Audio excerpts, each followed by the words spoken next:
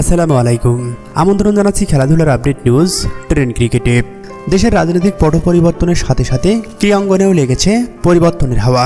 Bangladesh premier league বিপিএলে কিছু দলের মালিকানা নতুন বছর থেকে বদলাতে যাচ্ছে। বাংলা সিনেমার সুপারস্টার শাকিব খান রূপালী পর্দার জগৎ থেকে এবার নাম লেখাতে যাচ্ছেন ক্রীড়াঙ্গনে। গত কয়েক বছর থেকে গুঞ্জন থাকলেও এবার বাংলাদেশ প্রিমিয়ার লিগের সাথে যুক্ত হচ্ছেন বাংলাদেশের superstar Shakib Khan. Bangladesh premier league বিপিএলে দল কিনেছেন রিমা খেরলেন। দেশের সবচেয়ে বড় ঘরোয়া এই টুর্নামেন্টে ঢাকা ফ্রাঞ্চাইজি কিনেছে প্রসাধনী ব্যবসার সঙ্গে যুক্ত স্বনামধন্য প্রতিষ্ঠানটি। রিমা খেরলেনের সাথে যুক্ত আছেন অভিনেতা শাকিব খান ও ইমন।